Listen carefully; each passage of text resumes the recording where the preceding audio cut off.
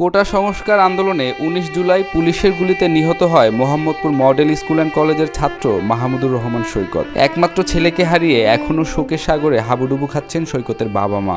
একটা ছেলে টেলিফোন ধরে সরাসরি বলল যে আপনার ছেলে মারা গেছে। দুপুর নাগাদ আম্মু আমাকে ফোন দিল যে ওকে তো পাওয়া যায় না। তখন আমি হেসে আম্মুকে বললাম যে আম্মু, পুলিশের 2টা লাঠির বাড়ি খাইলে ঠিকই ফেরত আসবে। একটু পরে ওকে আমি ফোন দিলাম, আমার ফোনটা ধরলো। আমি বললাম টুনা তুই কোথায়, কিছু হইলে কিন্তু তোকে দেখবো না। তাই বলে একটু শ্বাস হাইলাম, কিন্তু আসলে দেখার সুযোগই দেয় না। কিছু হয়ে যে দেখবো ওকে, ওই সুযোগটাই দেয় না, হয়েই মারা গেল। মারা গেছে গত 19 জুলাই। আমি তখন আমার গ্রামের বাড়িতে ছিলাম। ও আমার এখানে একটা দোকান আছে, ওই দোকানে দোকান করতো।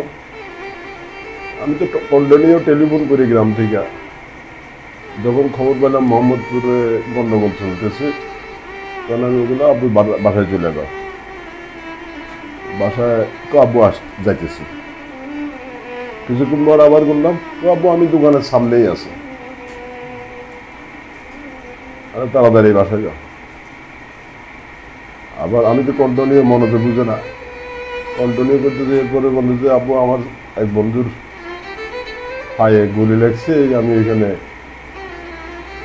আমি বললাম তাড়াতাড়ি ওরা হসপিটাল ভাড়া দিয়ে যাবে, তুমি বাসায় চলে যাও। আসলে ওর বন্ধুকে পায়েও নাই, খুঁজতেছে। সে নুরজানোটার মাথায় গুলিটা খাইল। বলে আপনি এটা কীভাবে জানলেন? আমি অনবরত কল করতেছি ওর নাম্বারে। একটা ছেলে টেলিফোন ধরে সরাসরি বলল যে আপনার ছেলে মারা গেছে, সরজ হসপিটাল নিয়ে এসে ওইখানে যান। এটা শোনার পর আমি 5-7 মিনিটের মতন আমি সেন্সলেস হয়ে গেলাম। পুলিশের গুলিতে নিহত হবার পর সৈকতের মরদেহ সোহরাওয়ার্দী হাসপাতালের মর্গে ফেলে রাখা হয়। মরদেহ আনতে হাসপাতালে গেলে সেখানেও হয়রানির শিকার হতে হয় বাবা মাকে। ময়না তদন্তের অজুহাতে ঘন্টার পর ঘন্টা ফেলে রাখা হয় মরদেহ। সোহরাওয়ার্দী হসপিটালে যাও, ও সৈকত গুলি খেয়েছে। বাস এইখানে ওদের কাছে এই কথা বলার মতন ওইয়া আমার ছিল না যে সৈকত মারা গেছে, তুলে দাও। এরপরে তো আমি সন্দীপ, আমার বাড়ি হলো গ্রামের বাড়ি হলো সন্দীপ, চট্টগ্রাম। ওখান থেকে পরে 4টায় খবর পেলাম আর কি। 4টার সময় আমি আবার বহু কষ্টে, এখন তো সাগর গরম উত্তাল, আমি সন্দীপ থেকে কীভাবে চিটাং আসছি, চিটাং থেকে কীভাবে ঢাকা আসছি, এটা এখনও আমার পুরো মনে করতেছে না। তবে আসছি রাতের 2টার সময় আমি ঢাকা আসছি। ছেলের মৃত্যুর পর থানায় মামলা করতে গেলেও গড়িমসি করে পুলিশ। ছেলে আর ফিরে আসবে না। তবে সৈকতের মতো অনেক তাজা প্রাণের বিনিময়ে এই প্রজন্ম নতুন যে দেশ পেয়েছে তা যেন হয় অনুকরণীয়। আর সব হত্যার যেন সুষ্ঠু বিচার হয়, এটাই এখন তার বাবা মায়ের একমাত্র চাওয়া। থানা তো তাও কেস দিতে যাই, আর তো পুলিশের আগের অভ্যেস চেঞ্জ এখনো হয়নি। দিনের 3টে আমরা যাই, রাত্রে 11:30 কেস নেই। এখন না তখন না, উপরে যান নিচে যান, একতলা দোতলা করে করে আমাদেরকে রাত্রে 11:30। এরপরে ডিসি আইসা, নতুন ডিসি, নতুন এসি আসছে, তারপরে কেস নেয় আর কি। কেস নিব না, কারণ আমি তো সাধারণ জনগণের নামে কেস দিই নাই। যারা গিল্টি আমি তাদের নামেই দিছি। আমার ছেলেকে পুলিশে মারছে, যেহেতু পুলিশে করি যে আমার ছেলে মারা গেছে, আমি সাধারণ জনগণের নামে কেন দেব? ওই যে পুলিশের নাম দিছি, এই জন্য ওরা গরমেশি ওদের ভাইদের নাম দিছি, কেন কেস নেবে? লাস্টে কেস নিতে বাধ্য হয়েছে। কেস তো করলাম, এখন জানি না কেসের অ্যাকচুয়ালি কতটুকু কী হয়েছে, এখন পর্যন্ত আমরা জানি না।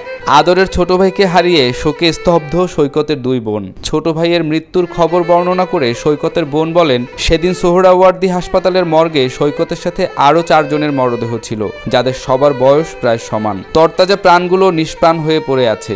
এমন দৃশ্য সহ্য করা যায় না। এমন মর্মান্তিক অবস্থার বর্ণনা করার মতো কোনো ভাষা পৃথিবীতে নেই। ইন্টারনেট চলে যায় 18 তারিখ রাতে। 19 তারিখ সকালবেলা আমি কাজে বেরোচ্ছিলাম। আমি সৈকত থেকে টাকা ভাঙতে নিয়ে নিই। ওর কাছে দোকানের টাকা ছিল, তো আমি ওকে ঘুম থেকে উঠে ওর থেকে টাকা ভাঙতে নিই। ও উঠে আমাকে বললো যে সেগুনকে আপু নেট আসছে। আসেনি, তুই ঘুমা। পরে আমাকে আবার বলতেছে তুমি কোথায় যাও? কারণ আমি বলি যে আমি কাজে যাচ্ছি। বলে কি তোমার আজকের দিনেও কাজে যেতে হবে, তুমি না বেশি বেশি আমাকে একটু শাসন করবে আর কি। এরপর আমি তো বের হয়ে গেলাম। এরপরে দুপুর নাগাদ আম্মু আমাকে ফোন দিল যে ওকে তো পাওয়া যায় না। তখন আমি হেসে আম্মুকে বললাম যে আম্মু পুলিশের 2টা লাঠির বাড়ি খাইলে ঠিকই ফেরত আসবে। তখন আম্মু ফোন রেখে দিল। একটু পরে ওকে আমি ফোন দিলাম, আমার ফোনটা ধরলো। আমি বললাম টুনা তুই কোথায়? তখন বলতেছে যে আমি দোকানের সামনে। আমি বলছি তুই বাসায় যা। পরে বলে যাচ্ছি। পরে আমি বলতেছি কি যে কিছু হইলে কিন্তু তোকে দেখবো না, তাই বলে একটু শাসাই দেন, কিন্তু আসলে দেখার সুযোগই দেয় না। কিছু হয়ে যে দেখবো ওকে ওই সুযোগটাই দেয়নি, হয়েই মারা গেল।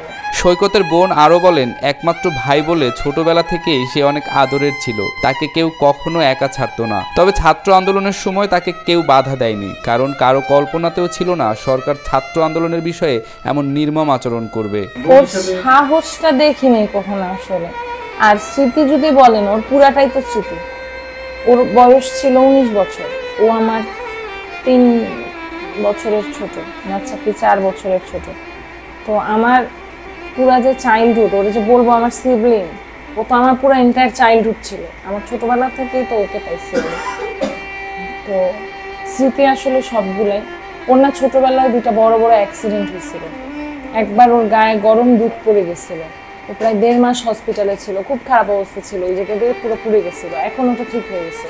আর আরেকবার আমার সাথে খেলতে খেলতে এই খাট থেকে এই খাট লাফানো খেলতে খেলতে পরে মাথায় বাড়ি খেয়ে ইনফেকশন হয়ে গেছে, তখন অনেক দিন হসপিটালে ছিল। ছোট ভাইয়ের মৃত্যুর পর অভিমান করে বলেছিলেন ভাই হত্যার বিচার চান না, কারণ খুনির কাছে খুনের বিচার কিভাবে চাইবেন। ছাত্র জনতার গণ অভ্যুত্থানে গত 5 আগস্ট দেশ ছেড়ে পালিয়ে যায় হাসিনা, তবে এখন ভাই হত্যার সুষ্ঠু বিচার চান তিনি। যত যাই হোক, যদি কানলে ওরে ফেরত পাওয়া যেত, সবাই মিলে বসে কানতাম। এগুলো কিছু করলে ওরে ফেরত পাওয়া যাবে না।